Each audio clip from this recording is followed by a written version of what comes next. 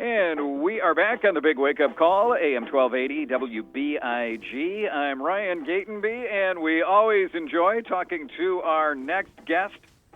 He's a celebrity chef and cookbook author. You remember him from Ham on the Street and The Ultimate Cake Off, and he is here to talk about tasty foods to keep us toasty this fall, and it's George Duran. Welcome back to the show. Ryan, what a pleasure to be on WBIG again.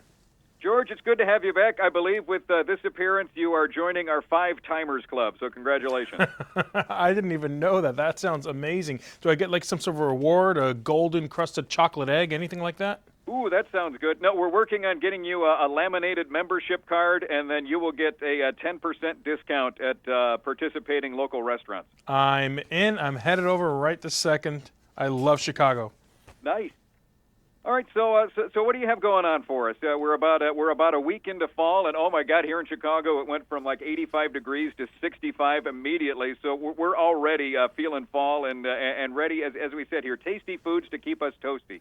Yeah, it's definitely my favorite time of the year to start cooking because that means that you pretty much can turn on your ovens and start baking and making chilies and all these comfort foods. And as a father of 2 young boys, I'm all about the quality of foods I serve them this time of year. And topping on my kids' favorite foods, it's French fries and ketchup, of course. So I've decided to come up with a tastier option that I'll put in my oven, for example, and make them like polenta fries and zucchini fries, asparagus fries, even carrot fries. My kids devour them all with ketchup. So in my house, we never allow any condiments or anything with high fructose corn syrup. So America's #1 mustard, French's, well, they've come up with a ketchup with no high fructose corn syrup. And the proof is that it tastes so good, and how much it tastes so good that we constantly dip it in everything we like. So we really want quality foods, especially this time of the year.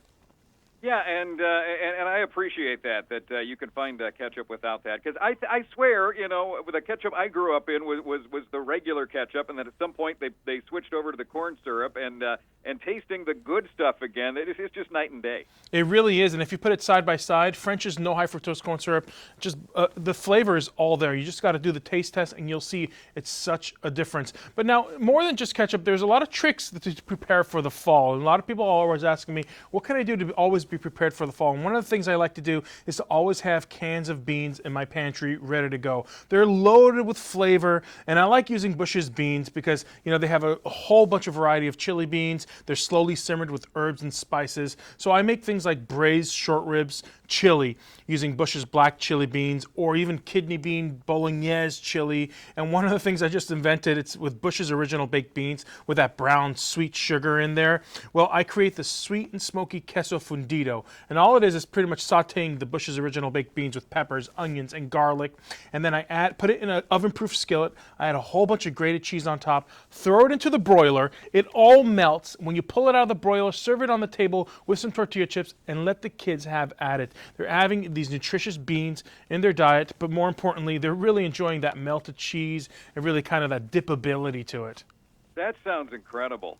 Now, Ryan, I've got to get that one going. Yeah, it's really great because speaking of melted cheese on top of everything, I'm starting to really enjoy this great cheese out there. It's called Jarlsberg. It's spelled with a J, but you pronounce it Jarlsberg. It's a Norwegian cheese that has a wonderful mild and nutty flavor. I use it in recipes like mac and cheese, for example, because it has a perfect ooey gooey meltability to it that everybody loves. I've also created an amazing recipe called pizza fondue. So I take the Jarlsberg and I melt it with dried oregano and canned tomatoes, and then I serve the toppings on the side. And what you do is you pretty much take the toppings and dip it in this pizza fondue, and everybody goes nuts over it. It kind of tastes like you're kind of dipping pizza inside, even like bread, crusted bread. But more importantly, you put vegetables on the side, and the kids just dip it into the cheese. And Jarlsberg is great for a snack on its own, or even melted on almost anything. And by the way, Bed Bath & Beyond really has the right utensils, like fondue pots and slow cookers, that you can use to pretty much make all these recipes much more easier for the guests and yourself. It sounds like having little ones at home has made you like way more creative as a chef. Well, it's not only creative, it's trying to find tricks so that the kids are eating healthier, or they're eating better foods, or eating more foods and less of the junk food and the processed foods. You know, you want them to eat whole foods, and that's not easy this day and age, especially because they run into the supermarket and all they have in front of them are these candy bars that they want to eat. So there's a lot of tricks to it, and you got to know what to do right. I appreciate your tip on the Jarlsberg. I got to check that out. And it seems like it wasn't that long ago you'd go to the supermarket and they'd have just a limited variety of cheeses. And I don't know if we've hit a cheese renaissance, but my local store, Mariano's, they have everything you can find. Yeah, that's the beauty of it, is that we're starting to import really nice cheeses, and they're not necessarily very strong cheeses. Like Jarlsberg, it has a very mild, nutty taste. It's very approachable. Kids love it, adults love it, and again, the best part is that it melts perfectly. And then, George, I got to tell you, you had a recipe going online on a couple of weeks ago, and we tried it out. It was your guacamole recipe, and that thing was outstanding.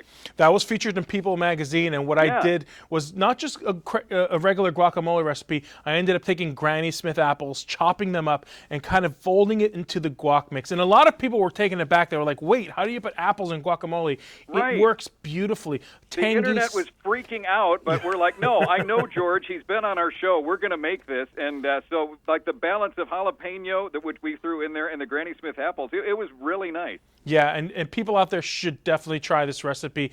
Again, it's in people.com. And again, the Granny Smith apples, what a difference that makes. It's so good. Yeah, I would have never thought of that, and that's the way I'm going to do guacamole from now on. Hey, another tip. Next time, add some chopped up mango in there, too. That's really nice, too. Oh, absolutely. All right. Well, George, as always, wow, we appreciate all of your advice. And where do we keep up with you and get these recipes? Yeah, all these recipes and much more, you can find them at dailylounge.com, or you can follow me on Twitter or Facebook at George Duran Eats. All right, perfect. Well, George, thanks again for joining us this morning. Welcome to our Five Timers Club, and we'll talk to you soon. Thanks, Ryan. Pleasure to be on WBIG. All right. Yeah, that guacamole, you guys have to try it. Seriously, the Granny Smith, and put it in the guacamole. It will change your opinion on guacamole. That's the only way we're going to eat it from now on. We are back with more on the Big Wake.